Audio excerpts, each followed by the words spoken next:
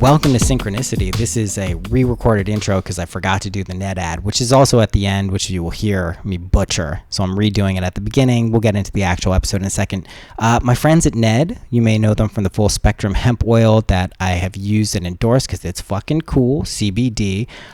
They came out with a new product called, Sleep Blend. And this is something to help you sleep, things like melatonin, shit like that. Heavy Quaaludes, sedatives, Xanax, all of that shit. Now they have a natural organic sleep blend sample that is supposedly really good for helping you go to sleep. They're sending my sample. I'm in Turkey. I didn't get it yet. I'm promoting some shit I haven't tried, but I do know the guys at Ned are fucking awesome. So if you go to helloned.com, use the code SYNC, SYNC at checkout, you get 15% off. Pretty sure it's 15, might be 20%. I know they're doing a summer promo. Go check out the Sleep Blend. I have a feeling that the reason they came up with this is because it probably helps you get into that drowsy-like state I talk about for the Imaginal X. Just a hunch. My imagination is what I think it is. It would make sense that the products that sponsor this show somehow dovetail into what I'm talking about. So go check that out at helloned.com helloned.com. Use the code SYNC, SYNC at checkout, and you can get 15% or 20% off your order. I forget what it is this week. That's it, and now you will hear the show come in as normal. Love you.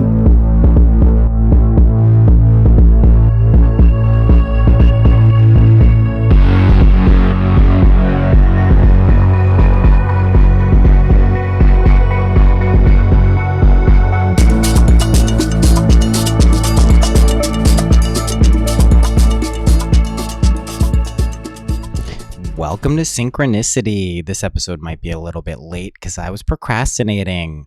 All right, we're going to get right into it. This episode is Time to Heal. The first thing we're going to start with is if you've been going through a lot of heavy, dense energy. I mentioned this for patrons in the most recent Q&A, but energy has been dense. Lots of stuff going on, a lot of trauma, wounds coming to the surface, and if you don't know how to deal with them, it can be overwhelming. It can be uncomfortable. I mean, it can be uncomfortable if you do know how to deal with them, but that's kind of what the function of all of this stuff coming up.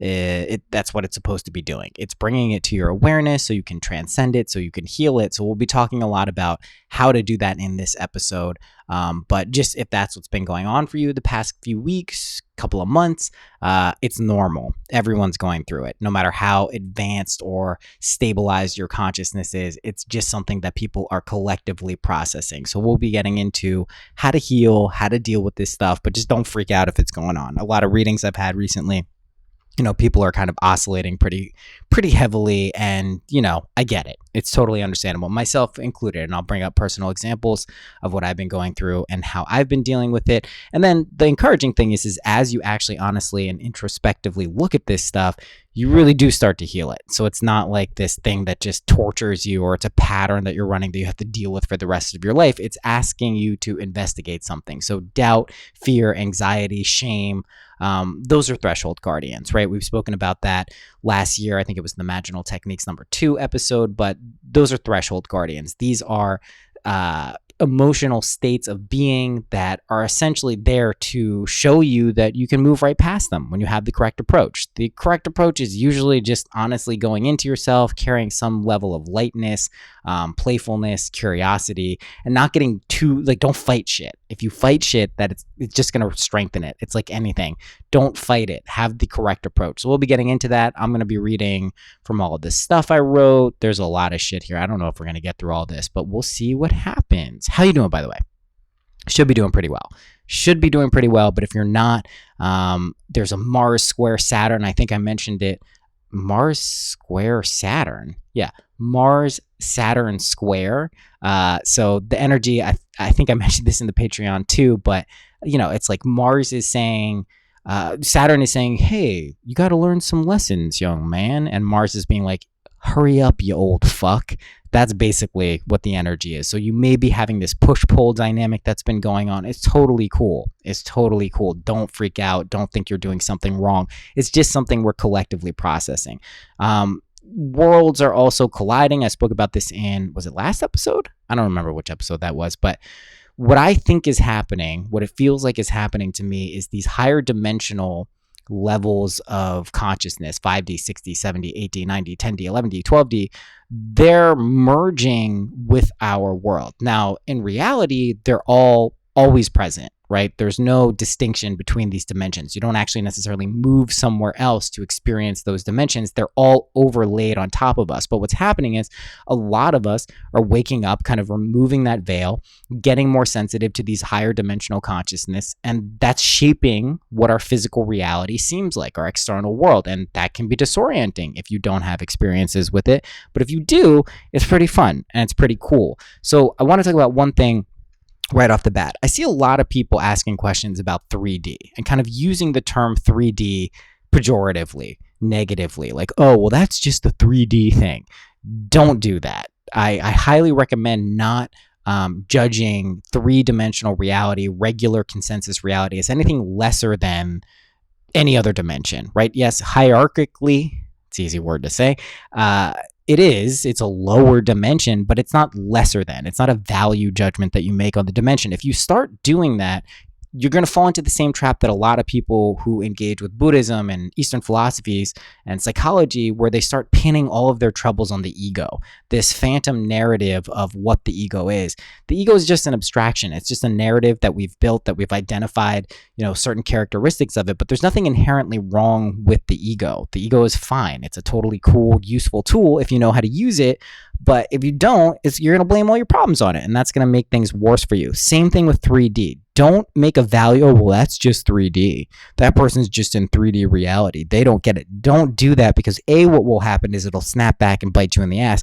B, it's just not the correct approach. Recognize that all these dimensions exist simultaneously, and you have the ability to tap into them all the way to unity consciousness and all the way down to like a single point of awareness whenever you want. Last year specifically, I was moving up to these higher dimensional consciousnesses dimensions and kind of just like getting what I needed there, coming back down, bringing some 5D, 6D stuff, and spreading the word. You always have that ability, but if you start making these distinctions that something is lesser than or less useful or less valid, it's not going to work so well for you. So just keep that in mind. Just wanted to point that out. All right. Let's get started. Imagine getting everything you've ever wanted, then realizing that's what you've been doing all along, right? This is a question that continues to come up. People will be like, well, how do I do this? I feel like I was doing it before, but now I'm not. Or I feel like I've done this my whole life, but now I'm not. You're always doing it, right? The world is reflecting back to you your internal state of consciousness, aka your beliefs, your awareness, constantly. So if you don't like what the world is reflecting back to you, change your internal state. Do not go and try to change something out in the world. This is the classic mistake that we make with most things in life. We try to fix something out there to bring ourselves inner peace, and it doesn't ever work like that. You're going to see a lot more of this as the political situation in the United States escalates, as Corona or whatever else comes around the corner, inflames people's consciousness. The tendency is to blame other people, blame the external world, blame the system. And that's not negating the fact that there are serious troubles out in the world, but if we recognize those systems are brought about by internal distortions, then we have the real tool to actually change what's going on out there by changing what's within. So just know that you're getting everything you've ever wanted, and just know that you're always doing that. If you don't want these things that you're receiving and showing yourself and experiencing and you're aware of, then change them. Reject those things from your reality. Say, I don't like this. That's the beauty of knowing you don't want something. When you know you don't want something, you can actually implant what you actually do want. If you get fixated on what you don't want, you're just going to create more of the same. So just make sure that you know when something comes up that you dislike, you don't have to engage with it. You reject it from your reality, right? You sent yourself every desire you've ever had for the express purpose of realizing it. A lot of times, people will be like, I don't know if I can get that. That one seems too outrageous. Or why do I want this thing that I don't have? Is it there to torture me? Is it there to make me upset? No, you're literally sending yourself desires and impulses and urges to realize what those are. Does that mean you're going to realize them and live in them forever? That's up to you. There's no right or wrong in this situation. Just recognize if you have a desire for something, the goal is to actually express and realize it, right? That's really important because I think a lot of people jump off the train when they think it's too difficult or it doesn't apply to that. It doesn't apply to physical healing or emotional healing or psychological healing or abundance. They say, oh, well, that's not it. I shouldn't want money. That's bad. I shouldn't want a perfect, harmonious relationship. That's bad. No, it's not. It's whatever you want. You're aware of what you don't have precisely because you're supposed to have it. That may sound childish or wrong to people, but it's actually true. Don't let anyone else tell you you can't have anything. You can decide if you can have something, but don't let anyone else tell you that. That's also very important. All right. Struggles and challenges are functional and serve as amazing catalysts for living the life of your dreams, right? This is, again, the dominant energy that I've noticed over the past few months, if not longer, is one of struggles and challenges. And if you have the wrong approach and you fight and you whine and you complain every time a struggle or challenge comes your way, guess what's going to keep happening? Over and over again, you're going to find yourself in those situations, and oftentimes in inconvenient places. You'll think you've totally overcame something. You don't have to deal with that anymore. You find the thing you finally wanted, and then it'll pop back up, and you'll be like, what the fuck is this? But if you recognize that their function is to show you that you're able to transcend them with your consciousness, with your imagination, with your awareness, you're going to fucking start to enjoy struggles and challenges, and then you've hacked a major component of life. I know I've spoken about this before. It's incredibly important to recognize that this is why we put ourselves through these situations. You've heard the term growing pains. Pain comes along with growth, right? Pain comes along with creation. Have you heard of giving birth to a baby? That's not a pleasant experience for those I know who've given baby. I mean, it is a pleasant experience in one way, but the pain is there, right? If you shy away and run away from pain every time it comes, or you run away from a challenge, you run away from a struggle, and you try to cater your life to never experiencing these things, you're missing a huge aspect of reality/duality that's there for your benefit. You are literally putting yourself in these situations to show yourself something. And this is where we get to this crucial inflection point of what healing is, right? If we understand that when we become aware of something that is hurt, that is traumatized, that is not doing well, has a wound, we then have the ability to heal it. If we're not aware of it, it will just fester. And that's when things can really start to turn into like weird life situations that seem incredibly uncomfortable, or physical ailments that you just can't rectify. If we take the time to introspectively look at these things, then we actually have an opportunity to really start doing this healing that I'm talking about. Okay. Persist in understanding what you are doing. Don't give up. That's the only thing I think that is the catalyst or determining factor for you actually getting everything you want. If you want to use the term manifestation, sure.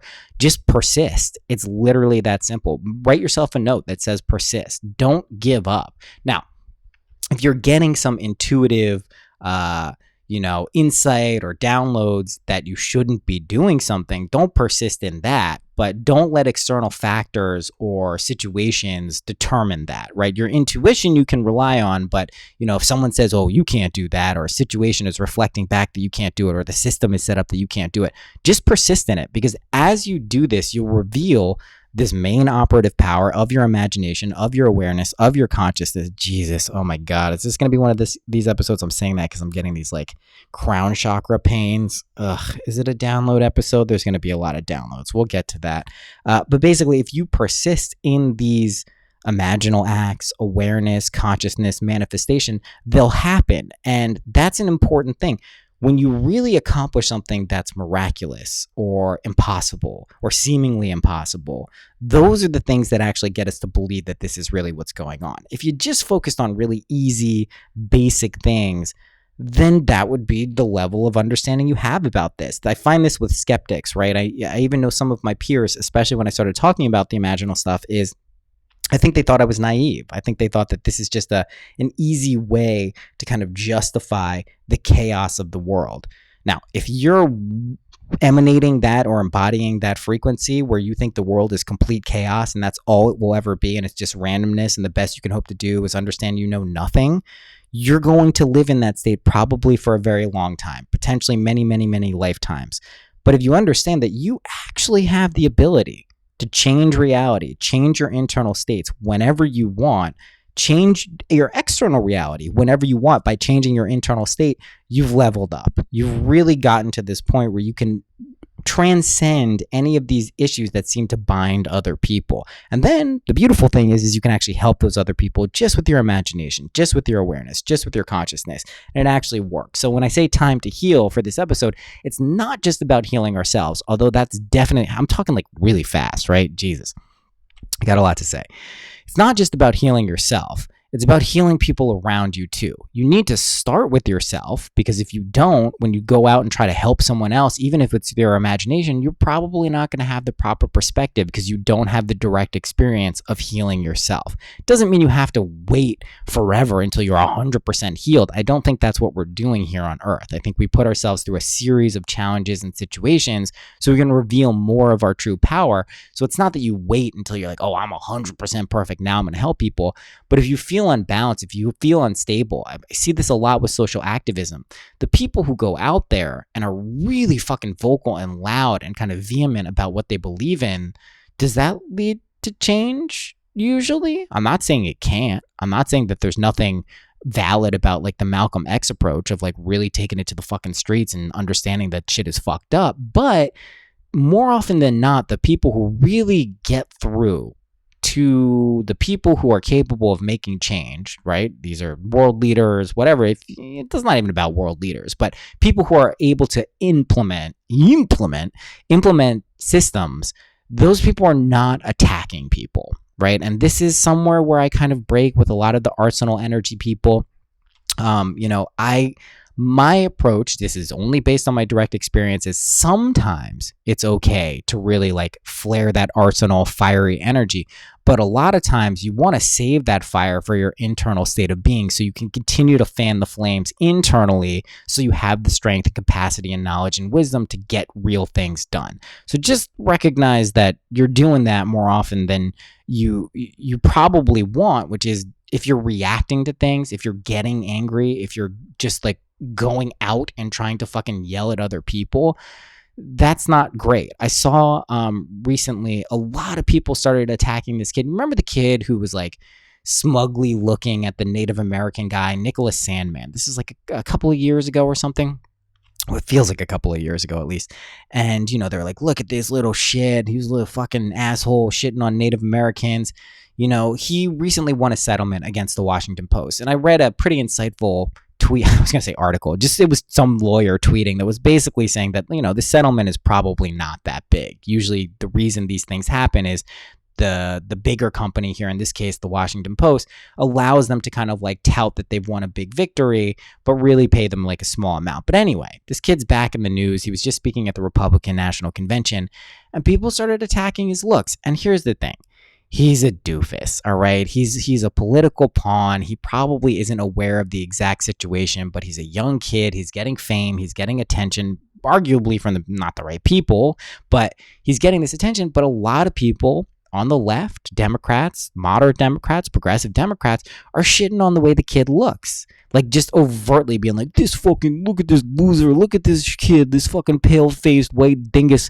It's like, what are you doing? You think that energy that you're directing towards someone is better if you're doing it? You don't like it when the other people do it to you or some group that you care about. You're just going to reflect that back to them. That doesn't work. That's this whole eye for an eye mentality, and that's really got to go. If you can't step out of that in any situation, personally, politically, whatever it is, you're going to be bound to it for a long time. For me, it just is uninteresting. That's kind of where I stop caring too much about that energy. It's just not interesting to shit on other people. It's just like, it's not. It's okay to make fun of and roast people. That's totally cool. But there needs to be that level of awareness that like, you don't really think this person is a piece of shit. And you can always tell when someone actually thinks someone's a piece of shit. And it's not pleasant. No one really likes that vibe, even if the person is objectively demonstrating that they're a piece of shit. Okay. This brings me to my next thing. It's liberating to not be bothered. I tweeted this out a couple of weeks ago and I rarely get pushback on my tweets, but I got a few people, I don't even think some of them followed me and they're like, spoken like a true Trump head, someone who just doesn't give a shit about anyone but themselves. And this had nothing to do with politics. This was literally just me saying it's liberating to not be bothered. That's it. One of my friends wrote, that's privilege speaking. That's privilege. It's privilege to not be bothered. And it is privilege. You know what the privilege is? That I don't need to give a fuck about those things. And it's not because I'm white. It's not because I'm straight. It's not because of a male, right?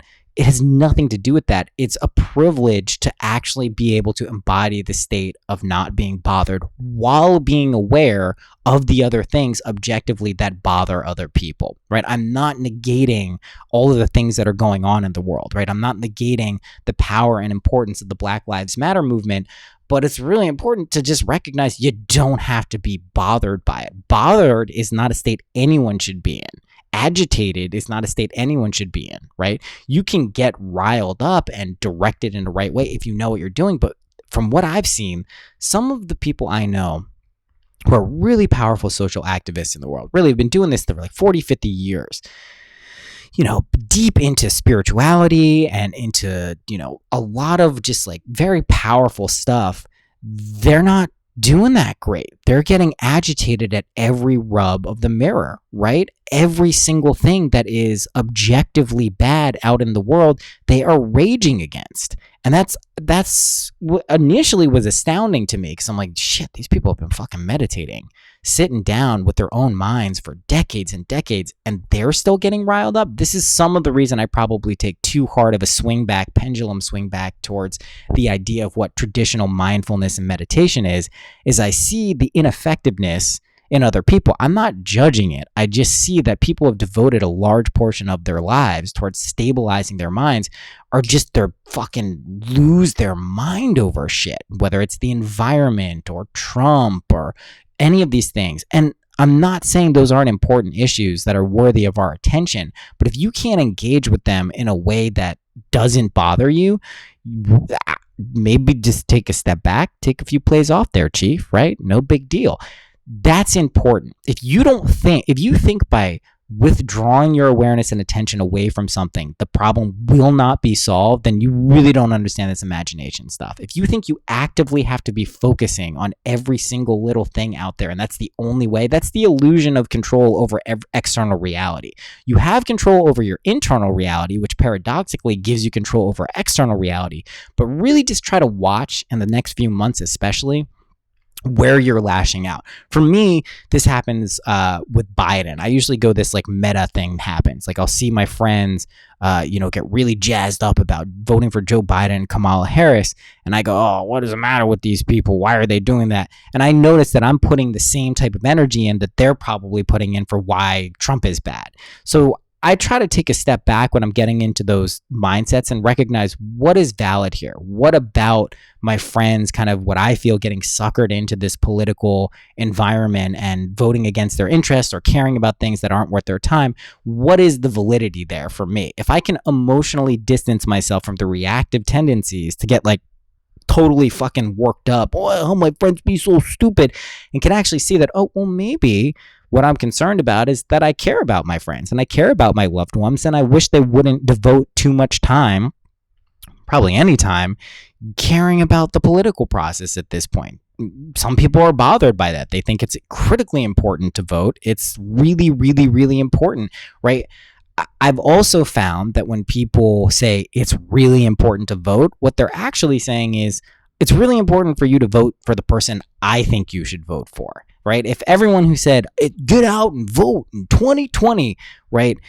If everyone who they told to do that voted for Trump, I don't think they would be happy. So just try to recognize that there are ways to engage with this world that don't have to be through these traditional systems. And I know that's disorienting for a lot of people. People who grew up in these systems and this is all they've ever known.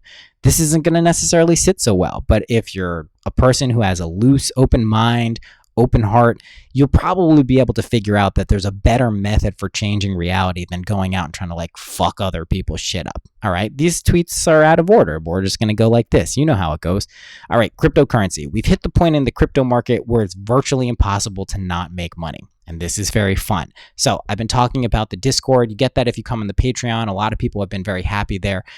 something I've learned through cryptocurrency is that, of course, money is illusory. Of course, it doesn't work the way we think it is. But if you can ride these waves of up and down and maintain a positive sense of like joy as you're doing it, you will win over time. You absolutely will win over time. If you're swayed by every fucking dip and drop and rise, that's a valuable teacher, but you're probably not going to have the persistence to stay, persistence and consistency to stay in the realm. So for people who don't want to join the Discord, there is on the Instagram. You can check out the Crypto Sync 101. It's just a basic how to get onboarded with cryptocurrency. It's very simple. You can go check that out. I just want to point this out because I know some people don't give a shit about it. I spoke about this so much in 2017, and a lot of people railed against me like, we don't care. I'm like, all right, cool. But for someone who doesn't have any money and wants an asymmetrical bet, puts in, $1,000, $500, $200, and that exponentially goes up over the course of a few months or a year, they do care. So I'll keep mentioning that as long as it's supposed to be doing that. Not a good end to that sentence. Okay. This one's important.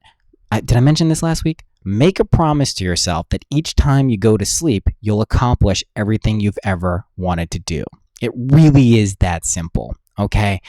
This is like the meta hacks of all meta hacks because we all are capable of going to sleep. Even if you have a difficult time going to sleep, you consider yourself an insomniac, you eventually go to sleep. What I would imagine if I was an insomniac is that I go to sleep perfectly whenever I want. That's a good thing to do, right? And don't fight the ways and means. If that's through melatonin, if that's through some meditation, if that's through something else, just allow it to funnel into your life. It doesn't have to look a certain way. But if you make this promise to yourself that every time you go to sleep, you will accomplish everything you've ever wanted to do, well, you found a pretty good fucking tip in life, right? That's really fucking easy to do. You basically can just go to sleep whenever there's a big fucking issue going on in your life. And it really does work. Like, I've seen this work enough that I fucking rely on it. This is what I did when the boat was going fucking crazy a couple of weeks ago. I just went downstairs. I didn't go to sleep, but I put myself in a drowsy state, imagined myself getting off the boat, being like, wow, that was fucking crazy. And then sure enough, I thought it was going to be 2 hours later. It was like 6 hours later, but we did get off the boat and everything was fine. So just recognize that those experiences, whether they're trying situations, again, if you just teach yourself how to deal with them in the moment and know that everything is here for your benefit, you'll begin to embrace them. Have you realized we're the aliens yet? We're the aliens. You get that, right? Like, we're the people who came from outer space and embodied into these weird fucking suits of bodies, and we did this. We're the aliens. Yeah, maybe we'll see some fucking aliens out there in linear time. That's cool. That's going to happen. But if you really understand you come from a different planet, you come from a different place and time and space, you're going to have a lot more fun. You're going to reveal superpowers that you probably didn't know that you had, psychic stuff, mediumship, talent, skills, methods of communication, miracle powers. It's fucking sweet. So just, have you realized we're the aliens yet? Have you realized you're a wave yet? You're a wave. You're constantly in motion, right? Do you understand this? You go up, you go down. That's not good or bad. You go up and you go down. You can be a bigger wave. You can be a smaller wave. I've spoken about riding the waves and why we want to stabilize the way we ride those waves, but you are also the wave. If you look at the wave on an ocean or look at waves on the ocean, where do they begin? Where do they end? Where does the ocean begin and the wave stop, right? When you stop seeing the wave, is the wave gone? Where does the wave come from? Is it just the wind that creates the waves? Is it the currents underneath? So just think about that you are constantly in motion. You're moving through time like a wave, as a wave. And if you understand that, you're probably not going to get too fixated on what everything looks like all of the time. Again, don't negate or deny your desires as they come up, but certainly don't get too caught up in external reality. You're moving through it up and down. Learn how to duck when something is about to clip your head. Learn how to jump up when something is going to be too below you and it's going to trip you up. You'll understand this functional aspect of being a wave sooner rather than later, if not already. You move pretty seamlessly through life when you choose to do that. And again, we can use our imaginations, we can use our awareness to do this whenever we want. Okay, here's a Neville Goddard thing. Speech is the image of mind. Therefore, to change his mind, he must first change his speech. By speech is meant those mental conversations we carry on with ourselves, right? This is the whole mental diet thing from Neville Goddard. Really get accustomed to paying attention to how you speak to yourself. What are the stories you're telling yourself about you, about your life, about the people around you? First step is paying attention to that. You do not have to fucking close your eyes and sit cross-legged going to understand this shit. I really want to dispel this notion. There's absolutely nothing wrong with that. There's plenty of validity to having a regular meditation practice. Really understand that this whole life is meditation. You are constantly meditating. You are constantly thinking thoughts. That's good. Thoughts are amazing. We came here to think thoughts, right? We didn't come here to not think thoughts, but just recognize the types of stories and what you are saying to yourself constantly throughout the day. When you catch yourself saying something that you do not want to be thinking, go, whoa. I don't want to be thinking that. I'm going to think of something else. And you say, I don't know. This thought it's really obsessive. It's really coming up. It's really making me focus on it. There's a few things that could be going on. One, your intuition could be flaring up and it's trying to show you something. Two, you could be picking up on someone else's energy in the immediate proximity to you, or just something you're bound to or have a relationship with. Three, what was three? Jesus Christ. Oh, Gav, I mentioned I have not been smoking weed for almost 40 days. I take edibles like every here and there now, but in Turkey, there's no smokable weed, so I haven't been doing it. Totally normal, but I like weed. I'm looking forward to smoking that again.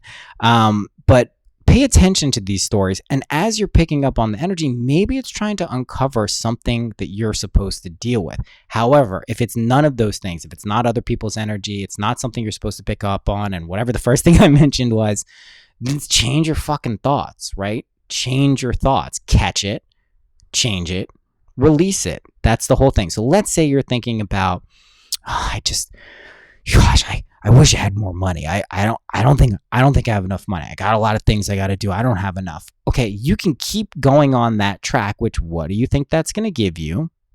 Probably a feeling of poverty, probably less money than you desire. But if you say, you know what? That is a thought that I'm having. That's a story. That's something I'm saying to myself. I have plenty of money. Right? Now, I've spoken about how sometimes when we do this other thought comes back in and says, no, you don't. That's okay. You've recognized a persistent thought. You absolutely have the power to change that. Just keep noticing it. Hold it lightly in your hand, in your mind's eye, and change it. Whip it around. Eventually, it will stick. It is very obvious when you've changed a core belief because there's a feeling to it. There's a qualitative feeling of like, oh, this has shifted. Something in my life now is different. And you just accept it. You may go back to it and doubt it and bat around with it. That's cool. No worries. But you will definitely feel different. I know when I've done this for myself, it's like I'm a weirdo and I like to fucking prod and push and be like, sometimes like try to make myself feel like the negative feeling or limited belief before. And I know I've succeeded when that's completely gone. When it's just like, I can't even make myself feel that. It's like, if you've ever like hurt yourself, like superficially, like a cut or something, and you're like touching it, ow, it hurts. Like, when it's totally healed, if you go and touch that spot again, it's not going to be any pain there. You're like, all right, it's gone. And you're going to accept it as gone. Okay. What do we say to the god of death? Not today. Now, this is not death in the metaphysical sense, which is very useful, especially when we are caught in negative states. We can kill that version of ourselves internally, imaginally. That's great. But let's say you're just not ready to, let's say you have a fear of physical death, right? Which usually is something else. It's a feel of maybe not being accomplished or fulfilled or happy or getting the things you want. But let's say you have an acute fear of death, which can come up often. I had a situation the other day when we were getting driven around by two dinguses, just like whipping around the roads of Turkey, and I was fucking really upset. I was bothered by it. A, I thought it was unnecessary. B, I just thought like, what the fuck is going on? And I realized, you know what? This is actually related to, at least partially, a fear of physical death. I have 2 kids. I'm in a loving relationship. I have a lot of things that I'm doing and planning to do. And I recognize that if I am actually afraid of something like this, all I have to say to myself is, it's a Game of Thrones thing, right? What do we say to the god of death? Right? This is a thing from Bravos. Not today. You're not going to die today. Okay, you're not. You're really not. Now, if you believe in your heart of hearts and know that you are, you will. But you don't have to worry about fleeting thoughts of death, physical death, other types of death, other types of change. You don't have to believe in them. You really do have the power. You do have the power to not cheat death, but really understand what you're here to do. And trust me, you're not here to die in a fucking shitty way that is going to make your life meaningless and you can't accomplish the things you want. Now, if you're not honoring what you're supposed to be doing, you may be putting yourself on a trajectory where you don't actually achieve those in this life. But as long as you're just very clear and very persistent about doing the things and being the person you want to be and assuming you are that person, you can just say to the God of death, not today, not today. Change your past just as easily as you change your future, which is easy as changing your present, which is the only moment that actually exists, right? That's kind of true. It's kind of like a platitude, but it's also true. So when people talk about time travel, maybe we move into the timeline where we have a machine and we can go back to like the 1500s and look at, I don't know, go the 1500s, but you go back to somewhere, a time you would want. Sure, possible, probably, likely, everything that will exist exists, so it's totally possible. But real time travel is going back in your mind, finding things that have happened and changing them. When you actually feel them as changed, that's real. That's the only real thing. That's very important to understand. When you feel an actual change from something that happened in the past and you change it there, that is the only real thing. So when you really feel that, it actually changed the past. Do I mean that if you have a shared incident with someone and you go and change it in your imagination, the past, that person is going to come to you and be like, oh, that never happened? No, but it means that the emotional resonance that shapes your beliefs, shapes your being, will be substantially changed. So really understand that you can very easily change things that happened in your past. It's probably something that's worth doing, especially as we're getting into this period where we're really being asked to heal old wounds so we can move forward in the roles that we want to be in.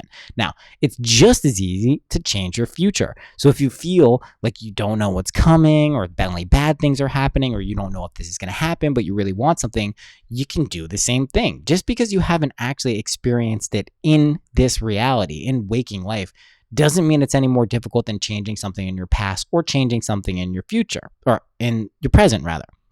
So time stuff, you get it. But you can actually go and change. This is the imaginal acts. This is manifestation. Everything exists. It's more akin, it's not even like reaching out and grabbing something. It's like opening your hand and letting the thing you want, like a butterfly, fly into your hand, right? Cupping your hand, say, here you go. Here's a place for you to come. That's it. I'm not going to go in through the whole techniques, but imaginal techniques 1, 2, 3, 4, 5, 6. If you go back last year, season 13 of the podcast, the season numbers show for you guys. I changed them in Libsyn and I don't know that they're showing. If they're not showing, I'm going to have to ditch Libsyn because I want those season numbers. I like it. Took the time to do it. Okay.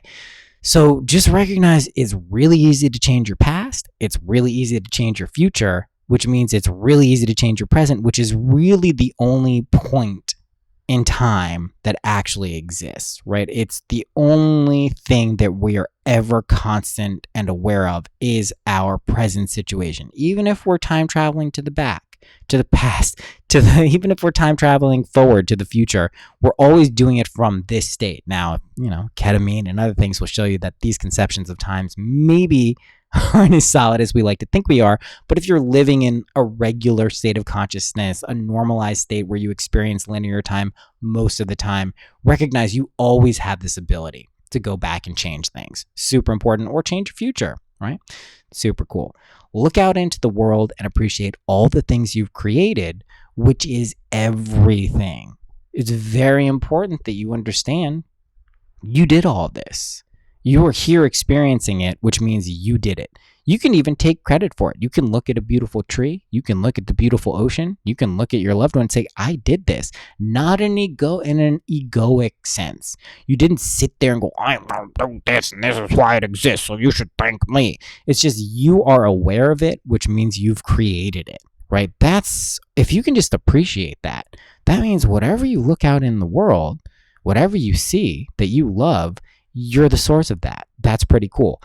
Conversely, if you look out into the world and there are things you don't like to see, you did that, right? Guess what that does? You can't go and blame someone else when some other shit gets wonky. You can't say, well, this is because this person is a fucking asshole. And I do this all the time. I just want to be clear, like, I do this shit all the time. I shouldn't say that. I'm probably reinforcing it. But, like, someone will do something that bothers me. I'll be in a situation that seems objectively real, and I will just get fucking caught in it. So I'm not saying that this is something you have to eliminate, and if you're not eliminating it, you're going to be a failure. But if you really learn to appreciate things, have gratitude for things, that should tamp down most of these negative thoughts that are going on that a lot of people get bound to. No big deal. Okay. The truth path to enlightenment is yelling at strangers on Twitter. That was in relation to the person who got upset at me for saying it's liberating not to be bothered. I was like, what are you doing? You're yelling at a stranger on Twitter and you didn't even understand there was no context for this tweet and you just got mad, and you got mad at me? Like, what? I literally, like, has anyone seen my Twitter? It's maybe like one of the most positive Twitters that ever existed without being totally lame. It's basically insane. But, like, what are you doing if you're yelling at a stranger on Twitter? Where are you in your life that's what's going on? I used to do it when I was younger, and I was a fucking doofus. It's that simple. It's no big deal. You don't have to feel bad about it. It's just like, don't there's going to be a lot of yelling on Twitter and social media in the next few months, and just, like, don't engage with it. It's no big deal. Don't judge people for it. Women are cool. That was a good tweet. They are. There's a lot of feminine energy still percolating up for a lot of people. Intuition. Trust your intuition. Really begin to trust it. Really begin to allow things to come to you. Allow yourself to create things. Allow yourself to destroy things. Allow yourself to be irrational, right? That's feminine wisdom. Women are really walking into this, like, beautiful period of time where these qualities and values are just going to be more and more important and valued. Values will be valued. Nice one, Noah. But it's true. It's really true. So just appreciate women. If you find or people in your life who have a difficult time with women, just imagine them not. Imagine yourself not. Have a good time with them. This is why I really do, like, I don't think it's the biggest deal, but for people, in the gaming community and incels and all these people, like, this hatred and misogyny, like, A, it's just going to become more and more apparent to everyone else that that's what's going on. And B, it's like, that's just not going to be cool. It's just not cool, right? Like, it's like someone you wouldn't want to hang out with at a party. Doesn't mean they are bad people, but it just means, like, I don't really vibe with that. Like, if you saw someone slap a woman in front of you or anyone in front of you, you'd be like, that's not for me. I don't think so. So just, begin to appreciate women. You'll be very happy, or just continue. That's also great. There was a forest fire. Did I say in the last episode all the things that have happened in Turkey? Let's see. First day, get out of the airport. Driver hands me a car. Didn't know I'd be driving anywhere. Had to drive through Istanbul. That was pretty nuts. Second day, going to a beach town, Cheshma. Have to drive about 200 plus, what was it? Like 145, 150 miles per hour to get there in time. That was pretty nuts. Then the next day, Denise's grandma had to go to the hospital. So we drove there. We're at the hospital until the wee hours of the morning. After that, I'm going to forget, like, all this shit. I need to be writing it down. I know in the Patreon I spoke about all of these things, but what else was there? Then there was it the forest fire? No, then we got on the boat. This big ass fucking boat called Only Now. It's an amazing sailboat, and the keel, or the stabilizing thing that centers, like, the huge mast, broke. So we're, like, whipping around violently and about to, like, fall in the water. That was fun. I also was blissfully unaware of how dangerous it was. Then there was a forest fire. Was that the forest fire that was next? I think it was the forest fire, which is, I've never seen anything like this. It was fucking insane. Just, like, tearing down the mountain, going fucking nuts. Then we got back on a boat. I think I spoke about this last week. The boat also, we couldn't get the sail down, wildly whipping around, this time with Denise's entire family. The latest thing after, and I had dysentery. Forgot. Shit is real when you forget. When you forget you had dysentery, which is what I had, which I'm totally better from. Thank God.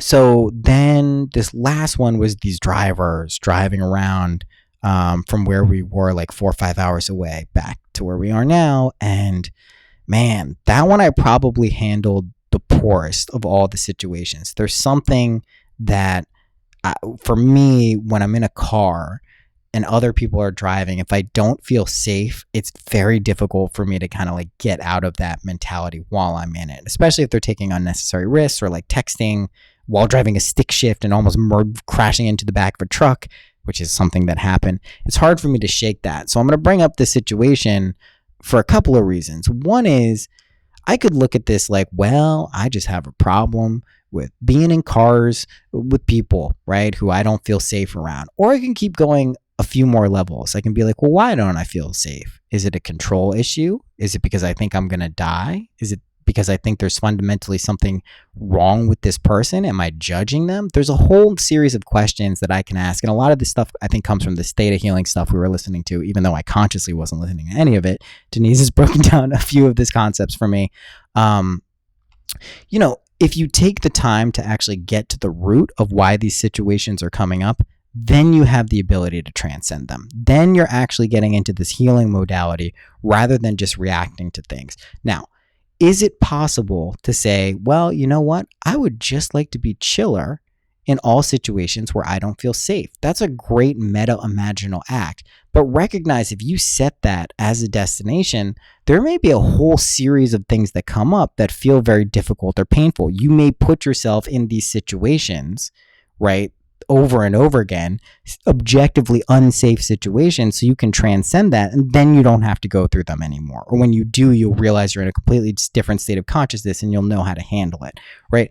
So just this stuff is coming up, and it doesn't just have to be life or death situations or physical danger. This can be in relationships. This can be related to money. This can be related to creativity. It can be related to anything. Just recognize that. Ask yourself those quick questions, like, what is this related to? And eventually you'll hone your intuition. You'll be like, oh, that's it. Okay, let me meta program something in to deal with this so I don't have to get fucking stuck in these situations no more. All right. What else do we got here? Read that.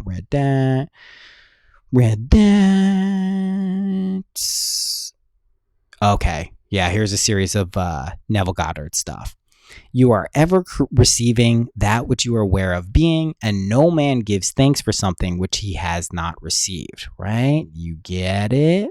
Do you get it? If you can give thanks and praises and gratitude for things that you maybe don't experience yet, but you can really feel grateful for them, like actually feel grateful for them, it would be impossible to do that if you hadn't actually received it. So you will get those things, but you actually have to embody that perspective of, oh, this is what I got. I did that. Amazing. I did that. Incredible. I'm getting that. I have it. Amazing. So just, you're always getting that which you're aware of being or having. Important. I know it is easier to give advice and show the other person where he is wrong than it is to acknowledge that he is only reflecting the wrong in you. It is difficult to accept the concept that the world is bearing witness to your thoughts, but it is true. Okay. This is going to be real useful for a lot of you, myself included, during political season and for virus stuff. It's so easy to be like, this is right. Here are the reasons why, and you are wrong. And like, yeah, you can be like, well, yeah, no, I can get around that. You can until you can't, right? You can until someone does something so objectively wrong that you have the clear solution for, that you won't be so easy to stay away from that. But if you recognize the only thing someone can reflect back to you is some aspect of your being, right? This goes for everyone. This goes all the way to Hitler. Whoever you want, there's something in you that resonates at that frequency, which you are capable, aware of being. That's inconvenient because we like to put ourselves on pedestals and think that, like, I'm not like that. I'm better than that. Well, I'm better than that person. I would never do that. And also a recipe for clearly engaging in activity that you think you would never do is saying that. But the only thing that allows you to recognize that something that you don't like is because it is something in you. That's the rub to this whole imagination thing. It's great when we're getting the best things we've ever wanted in our life and living in their dreams. It's super uncomfortable when we react to things and we see things that other people are doing that we don't like. You have to recognize that starts with you. Now, does this mean that as soon as you change yourself, that person is going to change fundamentally? Probably not, but I guarantee you will not be bothered in the same way. I guarantee it. It's just like actually how things work. I'm sure there's something you used to be really bothered by that you're not anymore. That's how this shit works. Devils and Satans are formed from man's unwillingness to assume the responsibility of his life. This is where we build boogeymen and monsters and devils and Satan. That devil gonna rule my life. You just don't take responsibility for what you're fucking doing. That's it. It's so much easier to blame the devil or something that runs your life, a pattern, programming, anything. It's so much easier to be like, well, this happened because of that person. This doesn't mean there's not a relationship there. It just means if you don't take the fundamental responsibility that you put yourself in these situations to either teach yourself or transcend something or just to move away from something that is not pleasant for you, you're going to keep running into those situations, right? You can call these psychological truths, emotional truths, whatever you want, but like that's the name of the game. If you don't take on the responsibility, if you're not willing to take on the responsibility, that's going to be a problem for you, friend. No matter what appears on the outside, I am its cause. Assume full responsibility for the things you observe, and if you don't like them, if you don't like what you see, know you have the power to change them. Okay, if you forget you have the power to change them, it's going to be more difficult to do this. This is why I constantly am saying, you're God, you're everything. Not in an egoic sense. If you do that, you're going to get a little ding ding. You're going to get dinged. You're going to get bopped. You don't want that. But if you know you have the power to change this because you are always in control of your state of consciousness and the states you move through, shit's going to be all right for you. You're going to find yourself in more and more pleasant and what we would call divine situations, right? That's fucking cool, man. You are dead in the sense that you have forgotten that you are the creator of all things and do not see yourself creating anything you observe. Okay. Do you know that you created the tree? Duh. What do we talk like that? Do you know that you created the tree out there? Do you not know it because you don't remember doing it? Because you didn't see the process of actually creating it and that you observed it and you didn't watch that and say, well, I didn't create the tree, therefore it must just have been there.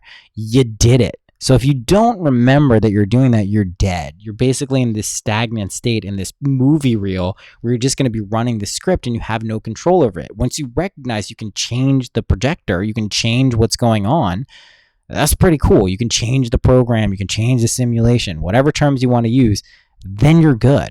Okay. You are the cause of the phenomena of your life, be it good, bad, or indifferent.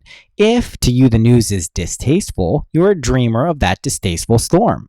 But the day will come when you will awake to discover that there is only one cause, and that is awareness, your imagination, your consciousness. You are literally creating it all of the time.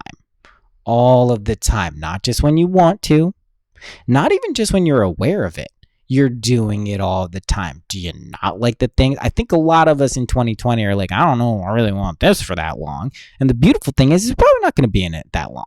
Maybe at most 3-4 years. But it doesn't even have to be that. When I say 3-4 years, it doesn't mean like shit's going to be bad for you. It just means like we're working through some of these transitional periods that are difficult to go through, but are ultimately for our own benefit. So just, it's okay. We're gonna be going through it. Have you realized you're the master of the universe? Yes. He-Man, anyone? You're good. You're in control of this shit. You are the universe. Do I need to keep mentioning this? Probably. No, the universe is gonna give me that. The universe is gonna give me that. The universe, like it's some external thing that's not you. That's wrong. It's always you. Always you. You are literally, it's called the universe. It's you. I know that's not the root of it. It's uni. Whatever. One. It's you. Okay. Am I going to shit on Joe Biden right now? Nah, I'm not going to shit on Joe Biden. I shall not shit on Joe Biden. Oh, he's so easy to shit on though. Oh, and I know people think I'm like a big Trump fan. I still get pushback on the Patreon this week. I think it was Kathleen. She was like, hey, like, I hear what you're saying about Trump, but like, I don't agree with you. He doesn't have a strong imagination. I think that's just a thing that we collectively are imagining. I'm like, all right, whatever. He incarnated as that. And I I wanted to respond. I responded on the Patreon on the Q&A to some things she said. And then, you're probably going to listen. You wrote me another thing, another paragraph. I'm just not going to respond there. Not because I don't think you have valid points, not because I don't have a plethora of counterpoints to it, but I will point this out. If you can't stop yourself from writing a lot, speaking about, this is why I'm bringing up Joe Biden, this prompted me on this, then what? Do you really not care? Do you really have the proper approach? It's fun. Like, if you're being fun and silly about it, like, I like to shit on Joe Biden primarily because it's like easy and fun to do. But if I notice I'm actually getting bothered by him or people who support him, I'm like, oh God, I've taken it one step too far. And it's just not necessary. Always be able to take that step back and be like, you know what? It's liberating to not be bothered and or agitated by someone. Super important. Okay. Everything is the manifestation of the mental conversations which go on in us without our being aware of it normally. But as civilized beings, we must become aware of them. Just try to pay attention to the thoughts you're saying. Do you sometimes find yourself saying, this couldn't be true. This isn't right. The world is not actually our imagination. There's clearly a world out there. Well, then that's a core belief that you're going to be running either in the background or the foreground. That's a good one to change. Once you loosen the shackles of what this world is, what you perceive it to be, you're going to have a lot more latitude to do what you want to do in life. Stop wrestling with the world. It's merely a reflector. It's just a reflection. Stop trying to fight it. Oh, I got to change this. I got to change that. And like, even imaginally, don't fight with it. Know that the root power is within you. That's what shapes it. So just don't fight with the world. Have you realized you're as strong as you want to be yet? This is probably the main theme of what this episode is going to be about, right? I've been pulling the Eight of Swords a lot in the tarot, and this is represented by a woman with a blindfold around her eyes and a relatively loosely bound, kind of like binding around her. She's in between 8 swords. There's a castle behind her. She's walking down. She can't see it, but it's a path. It's muddy. It's like stagnant water representing stagnant emotions.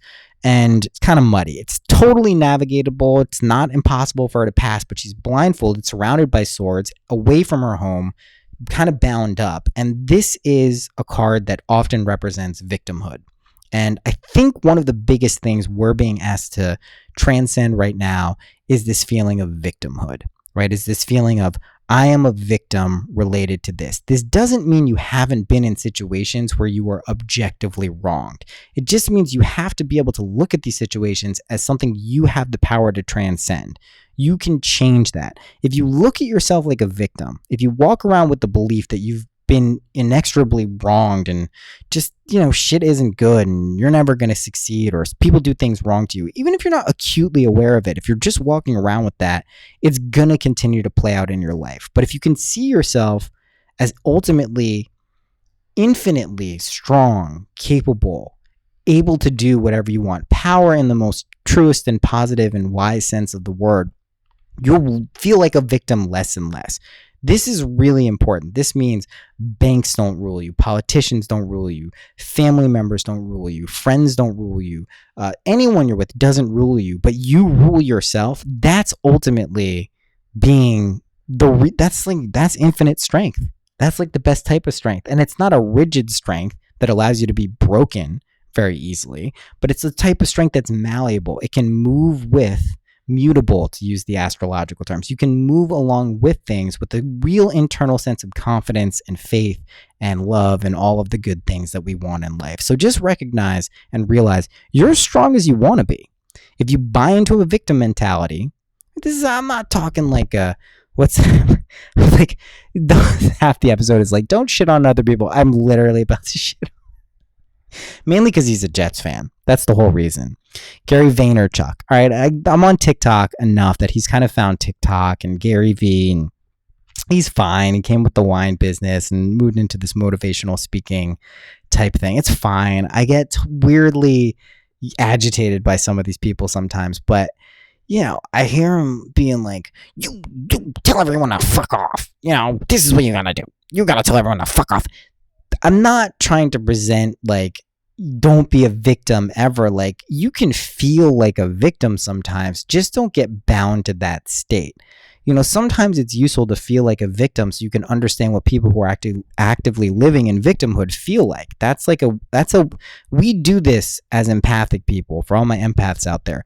Sometimes we'll move ourselves into states, not consciously, subconsciously, to experience something so we can understand what the other person is feeling. That's the only reason we're actually doing it. We're not doing it to stay stuck in that state. A lot of us don't understand that is what is happening. Easy for me to say. And we get bound in this state where we start feeling like a victim. So if part of your role is to move into these states to get kind of a understanding of what that's like, just don't get stuck there. Also, don't rigidly attack people who are in victim state. That's not always the best approach. That's kind of why I was shitting a little bit on Gary Vee there. It's kind of like my Jordan Peterson. There's a name you haven't heard in a while, right? Guess who transcended that? I think it's this overly dominant masculine energy that ultimately shows a lot more weakness. It's not that you're a failure if you feel like a victim. It's just that you have the ability to move out of it if you want to.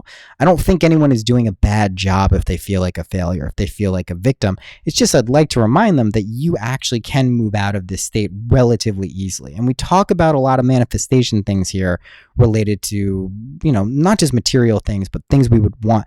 These emotional states of clarity, balance, strength, power, love, wealth, abundance, whatever you want to call it. These top tier level ones, bliss, ecstasy, transcendent wisdom, these are the ones to really be focusing on and access, because those are the ones that come and help you in your darkest hour. And I don't mean to say that we're in our darkest hour. Far be it from me to say that. I've been on fucking essentially vacation for 40 days in Turkey. It was a magical fucking place.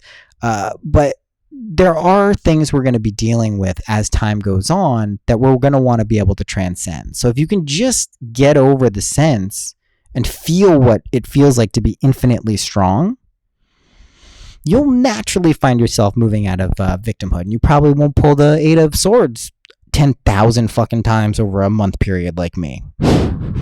This is what just tells me it's a collective thing as well. Like, I know it's not just me going through this. We're going through these transition states, and it's easy to get bound and feel disoriented and not know what's going on. But take the blindfold off.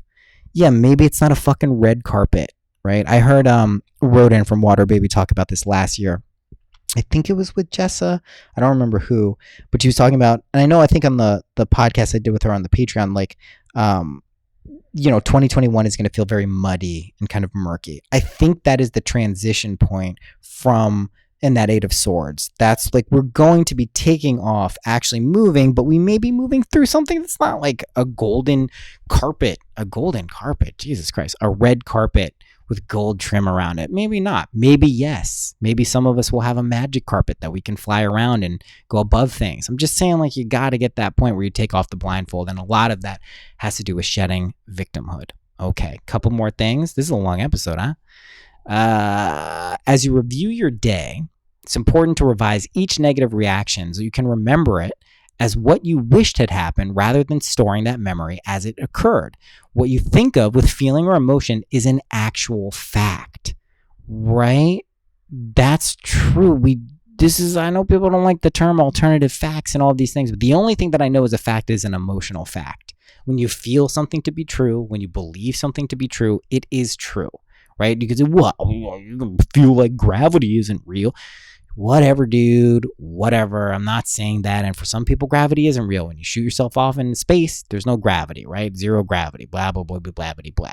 Just, you know what I'm saying. When you actually change the emotional content of a situation and really do it, listen, I do believe that if you 100%, without a shadow of a doubt, in a stabilized, conscious, really powerful way, believe that you could fly, you'd be like Milarepa and Talopa out here fucking flying around. I really do believe that. I just don't think most people are able to pierce the veil of the collective unconscious and collective to transcend what most of us just believe as actual facts. But the beauty of what we're doing here with the imagination is this gives us that crack in the door. It gives us the ability to actually transcend anything we think is impossible. Okay, that which you experience in the physical world is merely a shadow, reflecting the reality of your imaginal activity. Therefore, when you revise a conversation, an unhappy experience, or a quality about yourself, you are literally experiencing it in reality, your consciousness. Okay?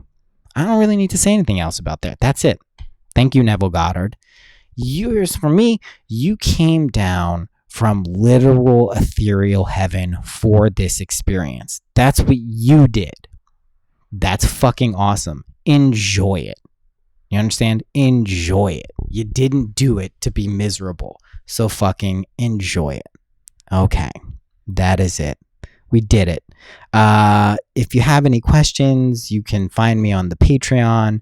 I do recommend anyone who has the remote, just tiniest of inkling of interest in cryptocurrency, do yourself a favor and join the Discord from the Patreon. I'm only saying this because I think you could jump in and jump out. I think it's like a $7.70. I know it's a $7.77 commitment. You could be like, you're a fucking asshole, you're a huckster, blah blah blah, and you can leave, and that can be your entire experience. Or you can actually just, maybe there's something going on, and maybe some of us are doing fun stuff in there, and it's not a scam. See? Don't know why I said it like that. I'm very sorry. Also, now for the Patreon, there are annual memberships, so you can find those there. Also, I'm just now realizing I did not do my Ned promo at the beginning, so I'm going to do it now. If you want CBD, they have a new sleep thing, right? Didn't I mention sleep, like going to sleep and accomplishing everything? Ned now has a sleep sample therapy. Why are you looking in here? Now I'm on the thing. I'm almost done. 5 minutes. This is now going to be on the podcast. I'm not editing this out. You can pee. That's allowed. Jesus Christ. I'm just doing a Ned promo. So that was Denise. So there's a new sleep thing, all right, I'm going to pull it up. They emailed me about it. They said, listen, we got a new thing. They're sending me the sample. I haven't tried it yet, but I trust these guys. We know them from their full spectrum hemp oil. They got the period thing for the ladies. What is it? Here it is. It is Sleep Blend. I don't know what's in it. It's probably fucking cool. Probably helps you go to sleep. Probably helps with imaginal acts. I can only imagine the reason these people are my sponsors is they somehow dovetail into exactly the stuff you need to fucking make this shit easier. So if you want to get 15% off your first order, I think it's 15, it might be 20%. I forget when that ends for them. 15 or 20%, whichever it is, use the code worst ad ever. Right? Literally worst ad ever. Use the code SYNC, SYNC at checkout, and you'll get 15 or 20% off your order. One of them, don't blame them. Blame me for the shitty ad read. You will get that. I will also do one at the beginning that I'm going to stitch in here, which will make more sense when you get to the end. Okay. HelloNed.com. I mentioned that, right? Okay. Cool. Use the code SYNC at checkout. Fucking truly the worst ad I've done in probably 6 months. Okay. That's it. Until next week.